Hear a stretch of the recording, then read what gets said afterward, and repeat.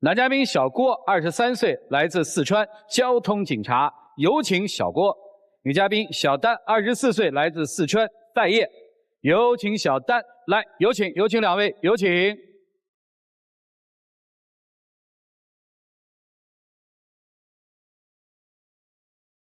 怎么认识的？是在大学的时候，然后选修课，然后我们认识的。谈了几年了？4年了吧。都谈了4年了。哎，才上大学就认识。怎么了？就是想来求助一下。求助啊？哎。怎么了？因为我们的感情吧，还是挺可以啊。因为他这个职业还是挺正义的啊。然后他就是平常也挺大男子主义，然后陪我时间也少。我这边觉得自己还是挺委屈，但是我又不能说，我觉得自己就是也不能觉得太不懂事儿了嘛。然后我自己就觉得挺委屈自己的，今后的日子还是一辈子的事儿嘛。哦。就不知道该不该跟他继续下去。就发生了什么事儿？就该不该继续？平常就觉得他陪我时间又少。时间少。哎。你们是不是特忙啊？对。就交警一般执勤要执勤多久啊？一般上午上班比较早，7点左右吧，下午要6点过后，6点半过后才下班。哦。要有特殊勤务什么的，就是加班是不是就经常？对，也遇到特殊的加班，晚上查酒驾都加到很晚，很正常。哦。你是不是刚去啊？对，去了1年多，快2年了。还是个新同志，还不知道怎么面对这个繁忙的工作和家属投诉之间的关系，是吧？对。啊，行，那个说说委屈吧啊。之前我跟朋友在一起逛街，然后呢，他下班回来没有带钥匙啊，他就给我打电话。当时我那个手机可能关成静音了，就没有听见，然后可能打了10多个电话吧，到时候看见了就给他回过去，然后他接通电话一来就声音就特别大，当时我朋友也在旁边，然后可能估计就得听见嘛，我觉得那个时候当时很尴尬呀，然后回去之后我就想着把钥匙送给他嘛，然后回去之后呢，他也是直接就给我摆脸色，也是当时朋友在那个地方，我就觉得他为什么这样啊，一点也不给我面子。当时是头天晚上加班了反正没回家，第2天早上下班了，头天晚上本来加了班没休息好我想着回家，然后他没在家，我钥匙我忘单位了。我进不了门我想休息嘛，当时我特别困，特别累，我说早点回家休息。结果他打电话也不接，打了10几个电话也不接，我当时就气愤了。你说你出去你怎么的？好歹我打电话你得接呀，你知道我等会儿要下班回来的啊。当时我特别生气。当时我怎么知道他忘了带钥匙吗？这件事最后你们俩怎么搞定的？最后我就因为当时那个朋友不是我们那个地方的，他过来找我玩。然后我让他当天就回单位嘛，让朋友然后在我们那个地方休息，当晚过夜嘛。然后他当时又不高兴了，他就直接就是我们就吵了几句嘴，然后他就直接摔门就走了。就这样，我就觉得当时心里挺不舒服的。等于你就没让他回家对吧？给他轰回单位去了是吧？对。是吧？对，当时我肯定更生气本来就没进了门，然后你还让我把我赶单位。后来你怎么解决的？当时头天晚上没去单位，在车上。第2天我下午下班给他说了，回来了。住车里了？对。呀，这够辛苦的了。第2天还是我接着上班嘛，下午下班才回家了。好，没其他委屈了吧？其他的就是平常吧，我觉得他这个工作还是挺危险，我挺担心的。那没办法，他的职业就是这么个职业。就是总得有人做呀。但是我就觉得总不能一辈子这样吧。才开始我还是挺理解他的。如果经常这个样子，我今后怎么过啊？一辈子过的日子就提心吊胆的。平常就是陪我的时间又少。你的意思是不想让他干了是吧？我也没有不想让他干，我就是不知道该怎么办了。他自己还是挺喜欢这个工作的。如果说他不干的话，可能也还可以，但是他自己又挺喜欢，我又不太懂事儿吧，所以我还是觉得就不知道怎么跟他相处下去了。我问你啊，这个不干这份工作了，还能找其他的工作行吗？其他别的没干过，我反正从小就比较喜欢这一方面。你打小就喜欢当人民警察是吗？对。干这活是不是特威风？也没有吧，反正我感觉挺正义感。我们交警嘛，就是为了他们交通安全嘛，这些方面的，对吧？你能理解他那个担心吗？理解，我理解他啊，但是我感觉他有一点慰藉我、不关心我的感觉。这一年内有点给我找事儿吧。他给你找事儿。怨叨的啊，而且越来越有点不关心我了。就好比上次有一次吧，我记得我发高烧还在上班。然后后边实在烧到太厉害了，我请假回家，给他打电话，我说我请假了，生病了，回家了。我问他在干嘛呢？他说在外边跟同事逛街吃饭。我说让他回来一下，因为我比较严重嘛。那他当时也没有立刻回来，反正过了很久才回来的。明白？就是他们其实也需要别人关心和照顾啊。双方家里人知道这个情况了吗？知道。也彼此都见过双方的父母。对。你父母喜欢他吗？挺喜欢的。挺喜欢的。你其实也挺喜欢他的。哎。但是你又不知道怎么跟这么一个职业人相处，是吧？你评价一下你爱的这个人，不说他这个职业哈，这小伙子人怎么样？你爱他什么？我才开始就觉得他挺热心的嘛。热心。对，然后也挺照顾我。照顾。对。他对我挺真心的，挺真诚的，真诚，这不是挺好吗？又帅是吧？哎呀，那你还要一个什么样的人呢？所以就觉得挺纠结的嘛，因为我很担心他这些。好，我问问他，这个没有因为有点累，借口执勤不陪他吧？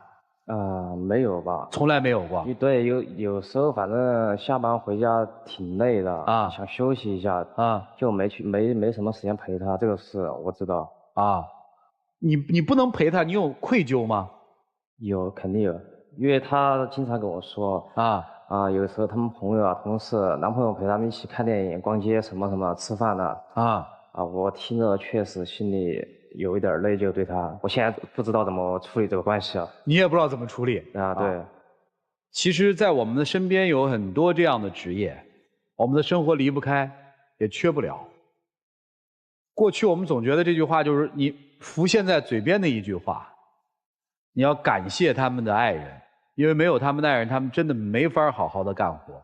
但是你真的发现，你走进这群特殊职业人身边的爱人的时候，你又也挺替他们揪心的，这就是付出和贡献，没有道德绑架的意思就是我们就找一个方式，看看你们俩怎么能相处得更好，看看老师们有没有什么高招，我们一起进入丘比特问卷。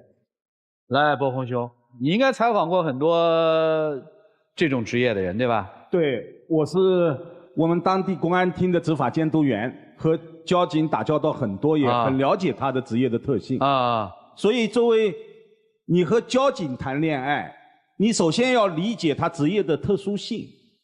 如果交警每天正常上下班了，那么我们路上会有太多人无法正常上下班了。他可能平时会疏忽你，但这种疏忽他纯粹是为了工作。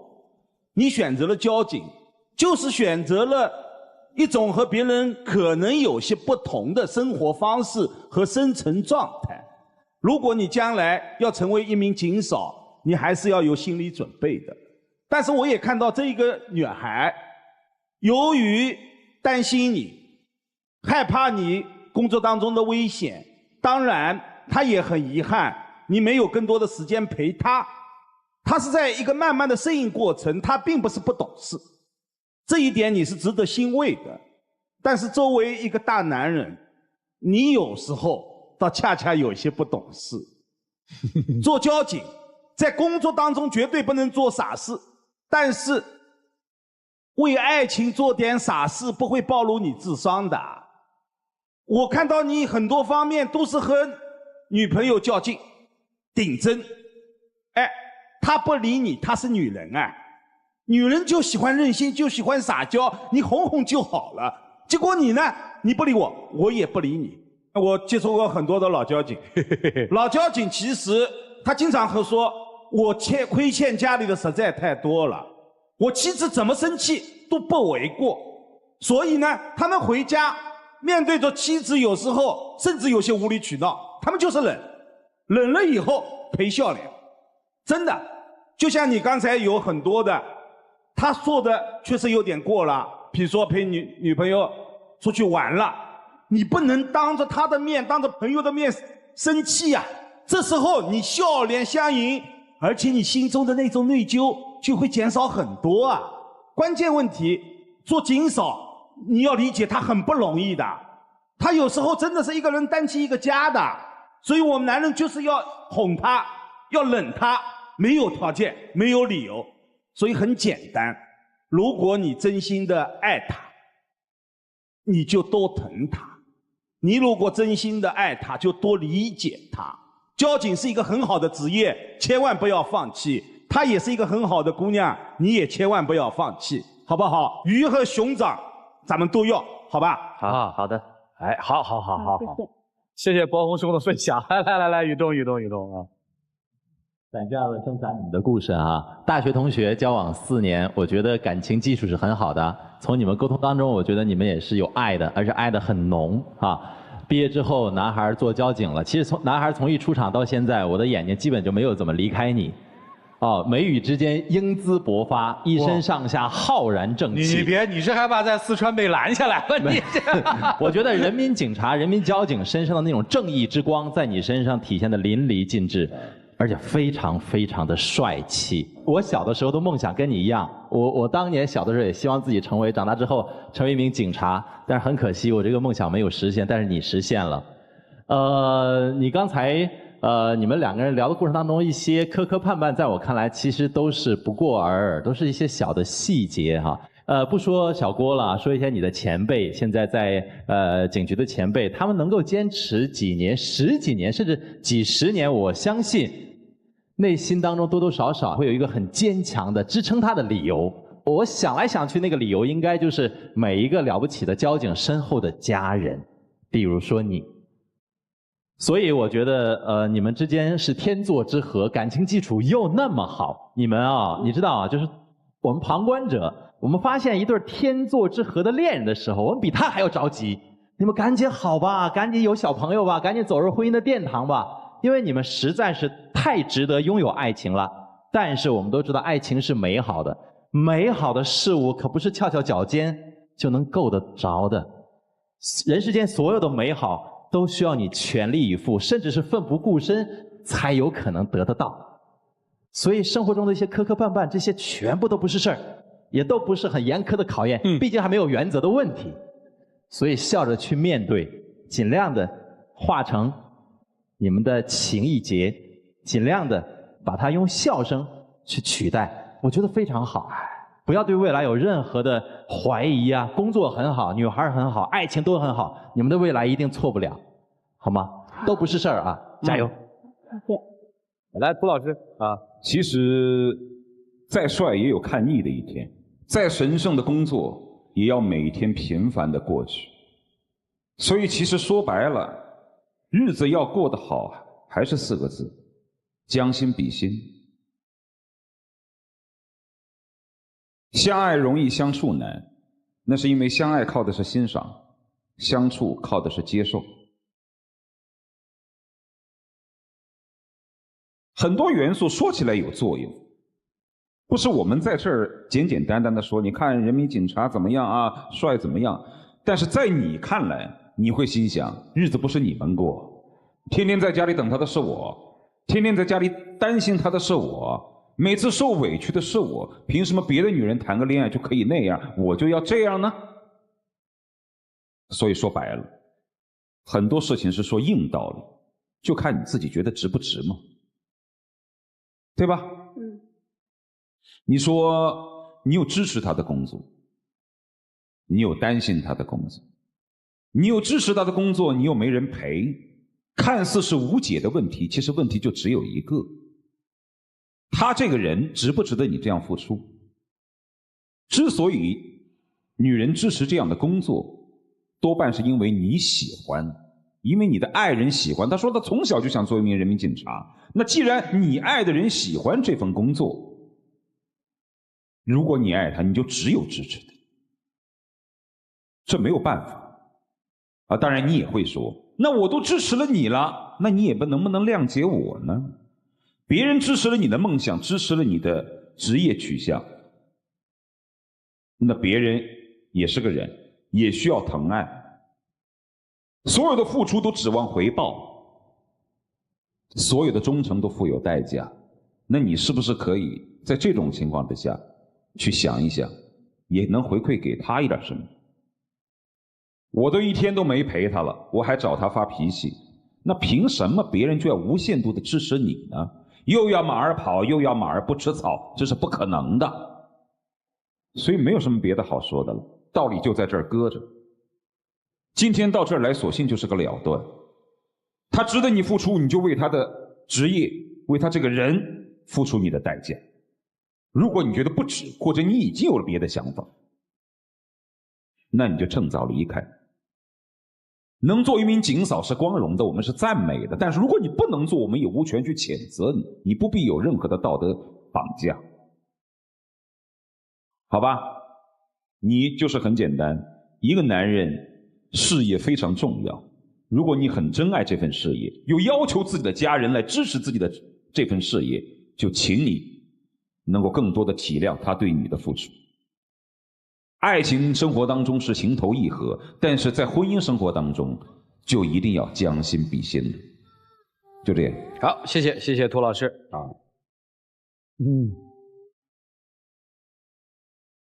3件事啊，说3个身边小故事啊，你也听。我一个朋友从一个频道调到另一个频道，正好他负责一档那个警法节目，全国非常有名的警法节目，突然之间再约他就很难了。我说你干嘛呀？他说我调到这儿之后啊，酒局增多了，老陪人喝酒。我说你一个做电视的陪人喝什么酒？他说你不知道，干刑警的人太苦了。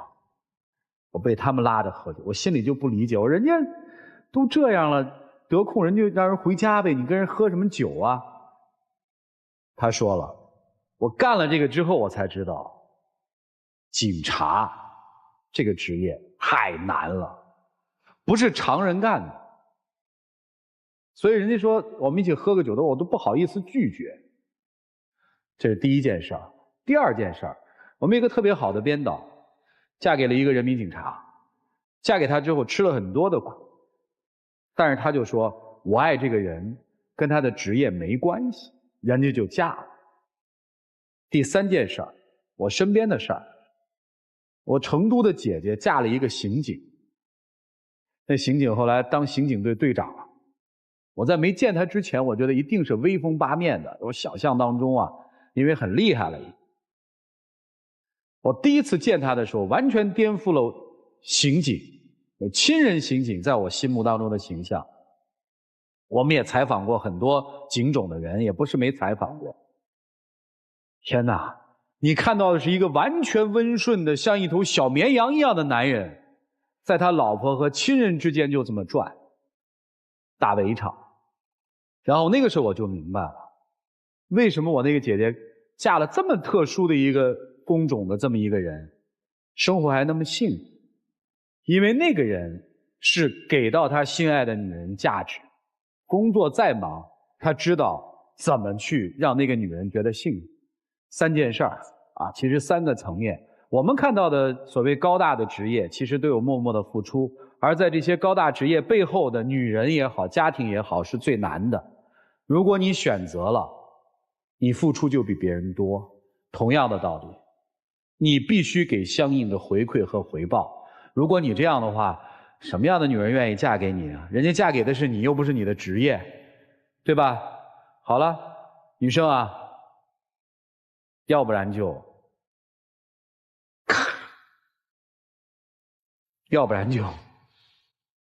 懂了啊？来，一起进入那几天喝古方红糖，真情60秒。我刚才听了老师和主持人的，我知道有时候你挺理解我的，然后我回家可能有时候给你发脾气，跟你吵，确实是我的不对，以后我都改，咱们一起好好的走下去，好吗？我觉得，因为还是这是一辈子的事儿嘛。然后我觉得我还是挺支持你，你也多理解一下我。我会理解你的，我不会再像以前回家有时候你惹我生气啊，忽略你太少，我休息时间多陪陪你，多陪你逛逛街、吃个饭、看个电影什么的，都会的。希望你能认真考虑一下，好吗？我真的爱你。唉，挺无奈的啊，别有包袱，姑娘啊，回去吧，谢谢两位，请回，请回，请回啊。他的这份职业还有很多职业都是如此，他们背后的家人所承受的是我们外人不足为道，就你看到了你会很那个，所以你就会扪心问一问说，我选择我会选择吗？如果你不会，别人做出什么选择的时候，我们都应该用一个更开合的态度去看这件事情，因为我相信在这个世界上，总是人会匹配在一起，相亲相爱的。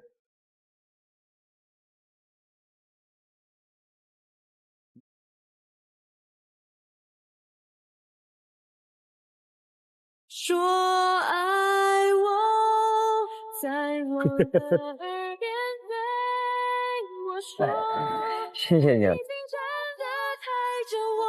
来吧，来吧，啊，谢谢。爱太难了解了，我们还看不得。来，有请我们的小话筒，有请，来。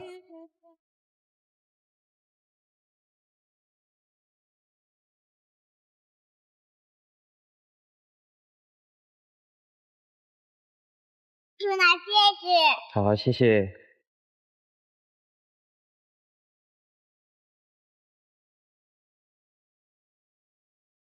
谢谢你能理解我，我以后肯定改，多陪陪你。感谢你的支持啊，好吧。在爱里等着你，对你疼惜有种暖意，在梦里全是你。不容易，真的很开心。在迟疑，把我放进两颗心，一辈子不分离。不想确定日期，拉长幸福距离。好，来亮灯啊！在爱里等着你。你得好好对待这姑娘，好吗？好的，肯定会。工作归工作啊，回去还得好好对待她。谢谢你们，请回吧。好的，谢谢啊，各位老师的主持人，好。来，好，